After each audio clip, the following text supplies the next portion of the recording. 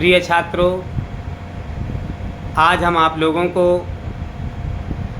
हिंदी के माध्यम से वनपथ मार्ग के जो छूटे हुए दोहे थे, जो पद्यांश थे, उन पद्यांशों की व्याख्या आप लोगों के सामने लेकर के आए हुए हैं। तो आप लोग इस पर विशेष ध्यान दें और हमारा ये आप लोगों से कहना है कि आप लोग हमारे चैनल को सब्सक्राइब करते रहें और हमारे वीडियो को जो है आप लोग देखते रहें, शेयर करते रहें और लाइक करते रहें।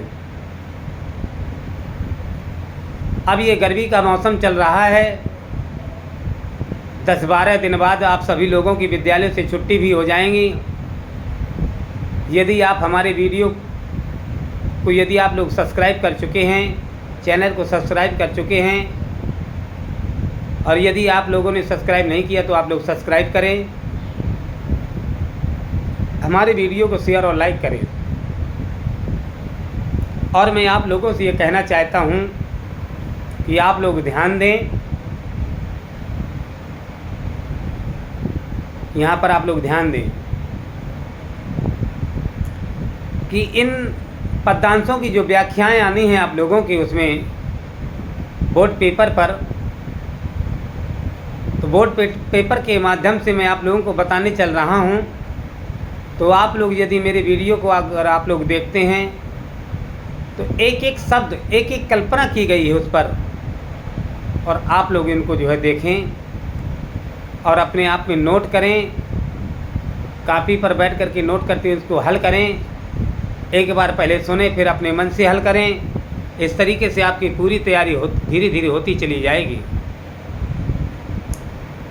हमारा आप लोगों से बस यही कहना है कि आप लोग अच्छे नंबरों से उत्तीर्ण हों।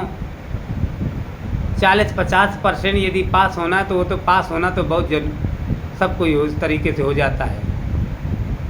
लेकिन आप लोग यदि अच्छी मेरिट बना कर के यदि चलेंगे, अच्छी मेरिट को लेकर के चलेंगे, तो आप लोग भी एक ध्यान दें। कहते हैं कि एक पद है आप लोगों के लिए कि शीश जटा और बाहु विशाला, शीश जटा और बाहु विशाल, विलोचन लाल तिरछी सी भवें, तून सरासन बान धरे तुलसी बन मार्ग में सुट सोहें, सादर 12 बार सुभाए, चिते तुम त्यों हमरे मन मोहें, पूछत ग्राम बधू सिंह सो, कहो सांवरे से सखी रामरे को है। तो आप लिखेंगे संकेत में कि शीश जटा और बाहु विशाला dot dot dot dot dot dot रामरी को है।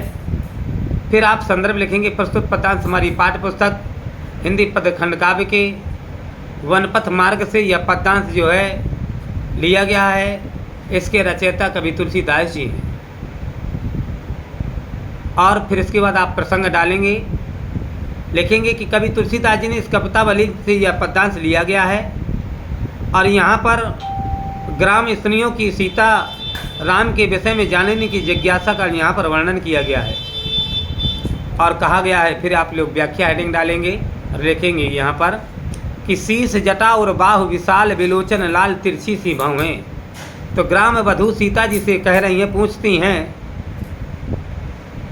कि जिनके सिर पर जटाएं हैं, शीश जटा और बाहु विशाला, तो कहते हैं कि शीश जटा और बाहु विशाला। ग्राम वधुओं से सीता जी पूछती हैं कि जिनके सिर पर जटाएं बनी हैं,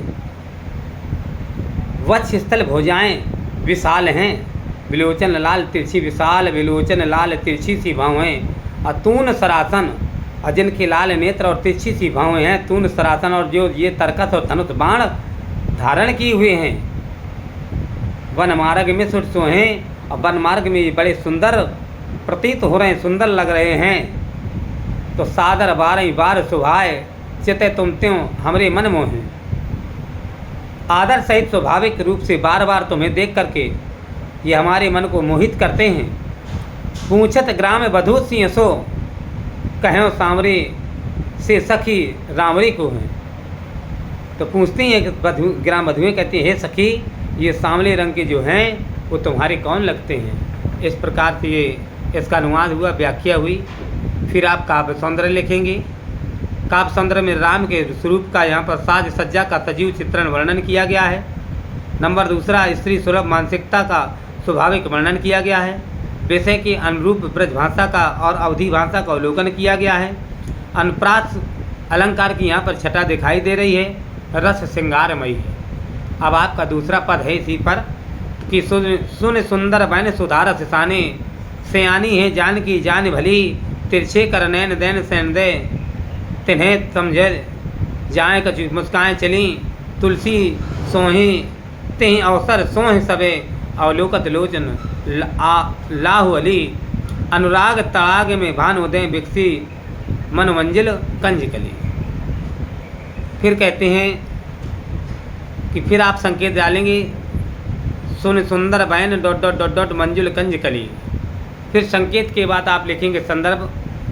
तो देखिए, आप लोगों को संदर्भ मैंने अभी तक बताए, और इस तरीके का संदर्भ आप लिख चाहें याद कर सकते हैं, लिख सकते हैं कि भारतीय पद्य साहित्याकांक्ष में अपनी स्वर्णमयी आभा को बिखेरने वाले प्रतिभा के प्रदीप पंडित पारावार, मेरु सिंह संग कवि कुलकानंद दिवाकर, माँ सरस्वती के वरद पुत्र कवि तुलसीदास जी ने यह मार्ग के कवितावली से जो है इसको लिया हुआ है, पद को लिया हुआ है। इसके बाद आप प्रसंग लिखेंगे।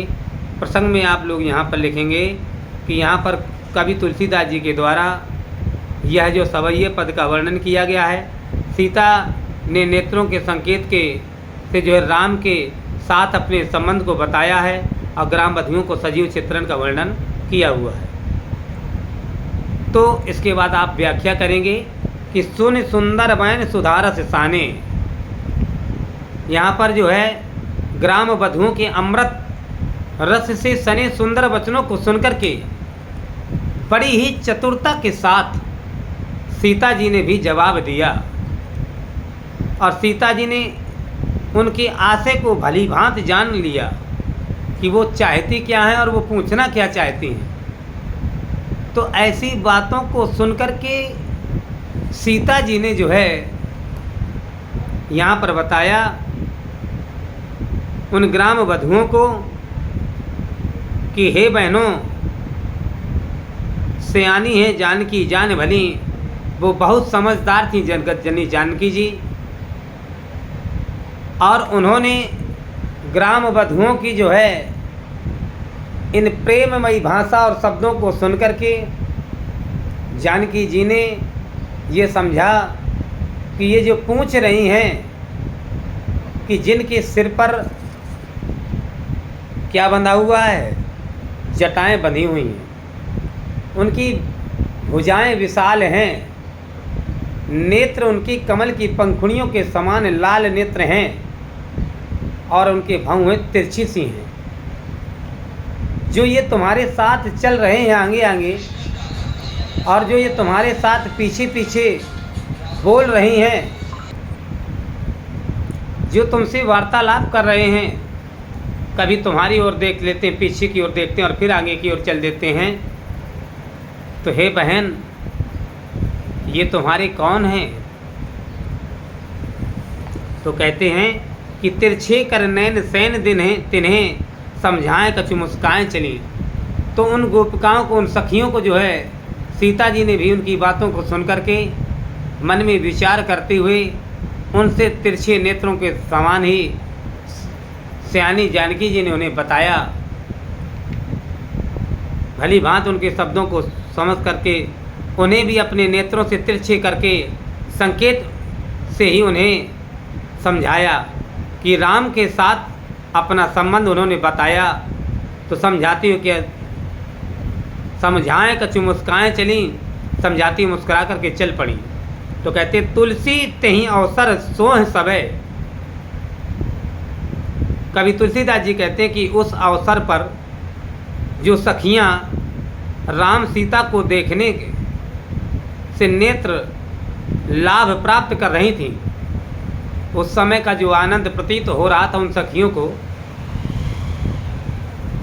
जो ये मनोहर मूर्तियों को देख करके मन में हर्षोल्लास प्रकट कर रही थीं, जो ग्राम वधुएं, जो ग्राम की सखियां, मन में उत्कंठाएं, आशाएं धारण करते हुए जो बता रही थी।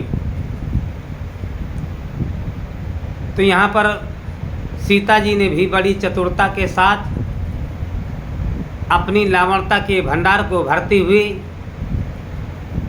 राम और सीता के संबंध का वर्णन उन्होंने भी हंसते हुए चलते चलते तिरछे नेत्र करके संकेत कर दिया और उन सखियों को बता दिया कि हमारा प्रभु श्री राम से पति प्रेम का नाता है, पति और पत्नी के प्रेम का नाता दिया गया है।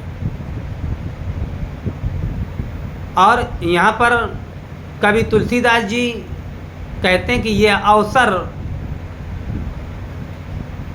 तेहि अवसर सोह सबे अवलोकत लोचन लाहवली।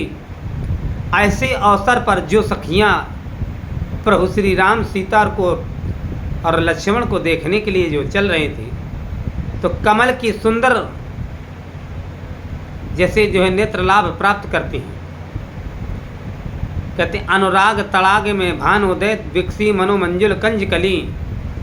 वे सभी ऐसी शोभायान हो रही थी कि मानो प्रेम रूपी तालाब में, मानो ऐसा लग रहा था जैसे प्रेम रूपी तालाब में सूर्य के उदित होने पर कमल की सुंदर कलियां विकसित होती हैं, ऐसा ही वहाँ पर भी ऐसा प्रतीत हो रहा था। ऐसा लग रहा था मानो जैसे यहाँ पर जो है स्वयं भगवान सूर्य ने अपनी समस्त किरणों को आकर के यहाँ पर बिखेर दिया है। जिस प्रकार से सूर्य की किरणें जब प्रातःकालीन संध्या पर पड़ती हैं,